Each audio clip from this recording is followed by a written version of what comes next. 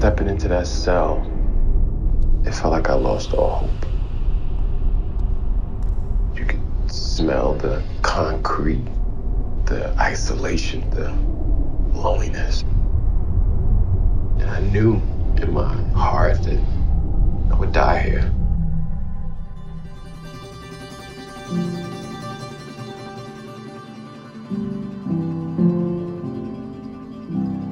So the first time I went to Rikers was early in the 90s. It seemed, oh, this is where everybody that's missing from the neighborhood is at.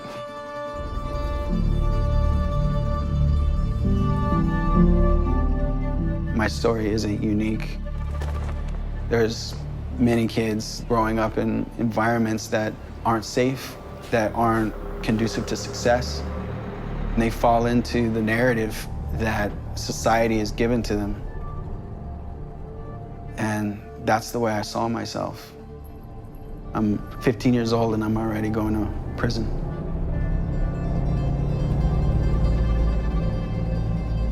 My family, we were low income, uneducated. I was the first person in my family to graduate high school, college, and so I became a surgical nurse. I made poor business decisions, which landed me to be indicted and incarcerated.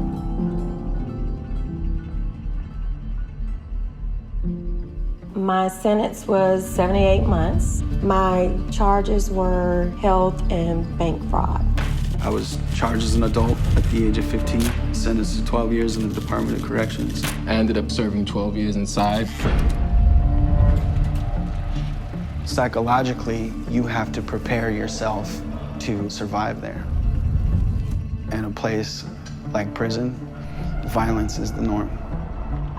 Completely unpredictable. There's too many scenarios for things to go wrong. It's easy for you to incur a minor infraction that could land you in a place like solitary confinement. Having too many pencils. Having extra rolls of toilet paper in your cell. Unauthorized exchange. Advocating for yourself too much, talking back to the corrections officers. Those are the types of infractions that could land you in a box the size of a parking space. When I walked in and I put my arms out like this, there was about 6 inches of space between my hands on each side of the wall. It is a 6x9. I wear a size 12, so I had fun sort of measuring the cell. So those are little games I would play to sort of occupy my time, and then that ran out. You know, you would just dwindle and just sit there and just stare. You're in that room for 23 hours, and you're allowed to come out for 1 hour. But depending on what their staffing is like, you may not get to come out for that hour. There were no windows, there are no clocks. Not having any kind of concept of time made me feel like I was in there for eternity. So I live with schizophrenia and bipolar disorder, and for a person like me, every little detail impacts me. So me looking in the cell, looking in the room, it's totally flush, it's all concrete, there's no sharp edges, it's all smooth corners, it's all battleship gray, I can smell the paint. The toilet is the wind under the door starts talking to me. I don't think I slept that first couple of nights. It just seemed like one long day.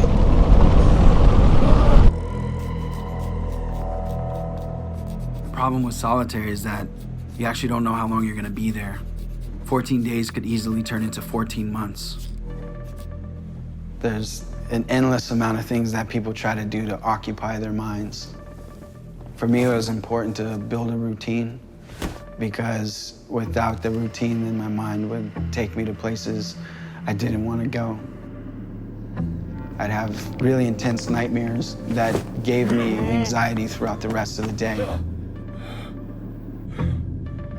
They say after 14 days in solitary confinement, the brain begins to atrophy, the cerebral cortex, the hippocampus, and these are very important, vital parts of the brain that are responsible for our actions.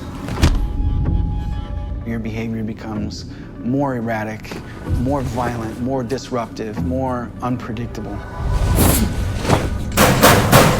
And that's a terrible feeling, to feel like you're not in control. You don't feel like the person that you were before. If you don't have anybody else to bounce any ideas off of, you start coming up with your own plans. I hear the cart, I hear the elevator. It's up on the floor, I hear the slots open. He's coming down the hallway, clang, cart. I'm panicking, like I only have 2 minutes. Like it's actually a process. Like he stands up, he steps up, he opens the slot, he closes the slot, he puts the trigger, I step up, I grab it, that's it. Bang, I hear the cart coming, I hear the slot down the hall. I have to come up with an idea. So I say if I cut myself and I'm reaching for the tray and he sees that I'm bleeding, he'll give me medical attention.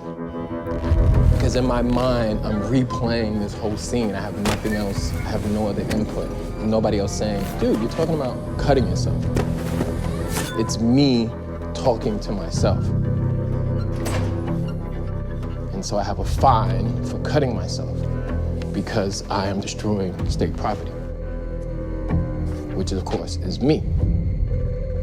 Every mistake that you make is gonna get you more time in the box. And the more time you get in the box, the more mistakes you're gonna make.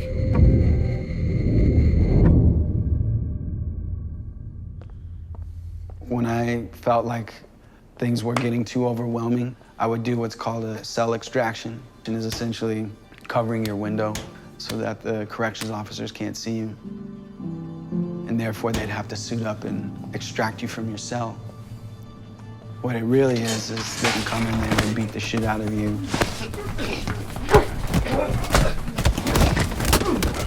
Being in that cell for so long, with no human contact, no connection to the outside world, feeling like I was less than a person, having punches being rained down on you was better than not having any contact at all. You know, when people do that, they're not trying to be tough. It's a cry for help.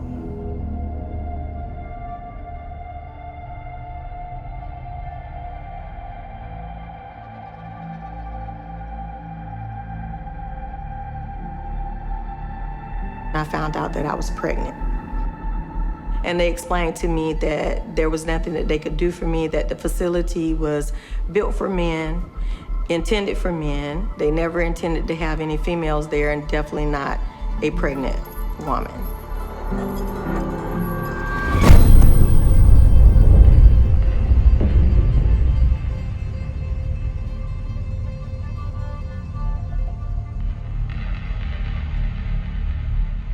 When we got locked down at 10 o'clock, and I feel a big gush between my legs.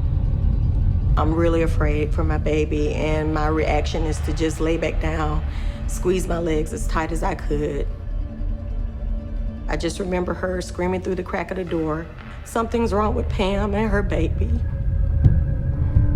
I remember the ladies all screaming, banging on the doors, making as much noise as they could to try to get someone to come in. Finally, someone came. They got a stretcher up. They took me to medical. They did an ultrasound to see what was going on with my baby.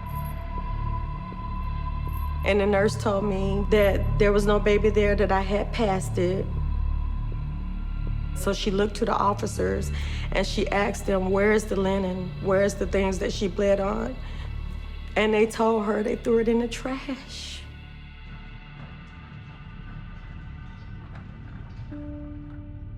And of all the times in my life, I think that had to be the lowest point in my life, to think that my child was just discarded as trash. Right after my miscarriage, they put me in solitary confinement. Rage. Rage is a justifiable emotion. Being angry, you dehumanize yourself. You end up doing things that you would never think you would done ever before in life. That whole system is telling you you're not validated, you're not valid, you're not a human being. And when you lose that, you just don't care anymore, right? You go through a range of emotions. Eventually, the feeling of losing your own identity can start to creep in, and that's more painful than anything I've ever experienced. When I felt really overwhelmed, I'd stand on my top bunk and I would try to get as close as I could to that window, and I'd look down and I can see just wheatgrass blowing in the wind. And the wind, the grass growing healthy, it had a place and a purpose. I did it, but I still felt connected to it.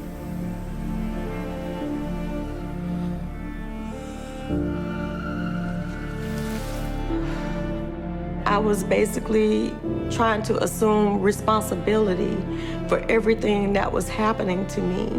And I did that for a long time, cursing myself out, calling myself stupid, and saying how dumb I was to allow myself to get myself here. And I really just fucked it up. I fucked it up. You tell yourself that we make mistakes. I wasn't allowed a mistake. Something inside me said, no, this is not right. You tried your best to do what was right as best you could, but you still did not deserve this to happen to you. And then at that point, everything inside me, all that anger turned into fight. And I was like, fuck that. I got too much to live for. I have too much going on for me, and I got 2 sons that are waiting for me. I refuse to let them win.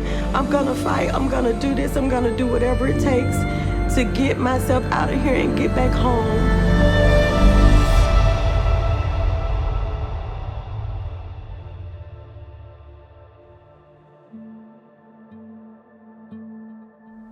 When you're in that box, you're alone.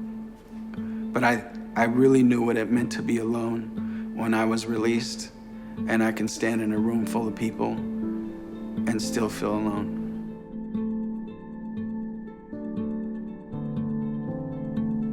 I spent about 5 years in solitary. I've been home about 6 years, and I'm still having the same pattern from solitary. I spend most of my time in my bathroom. My son makes jokes about me all the time. Like, I'll come home, I'll have dinner in a little tray in the bathroom because he knows that's my safe space, back against the wall. Where before, I've always been like an outgoing person. After the experience being in solitary confinement, I don't really care for all of the closeness. I felt like I had lost something inside me that I'll never get back. The physical scars become invisible scars when you come home. Scars that no one's gonna see. It's not just about the punishment that I have that I'm trying to eradicate. It is getting society to understand that there is a level that we have dropped below that the majority of the world doesn't know exists. There is these dark spots and these sort of safe spaces for pain and punishment and torture to happen, and we pay for it. On any given day, there are anywhere between 80 to 90,000 men, women, and children in solitary confinement. And to put that into perspective, that's enough bodies to fill a pro football stadium. I think a lot about that old saying, if a tree falls in the woods and no one's around to hear it, does it actually make a sound? In the box, I felt like that tree. And now, I feel like I owe my voice to those who lost theirs in the system. For those who didn't get a second chance like I did. This is for them.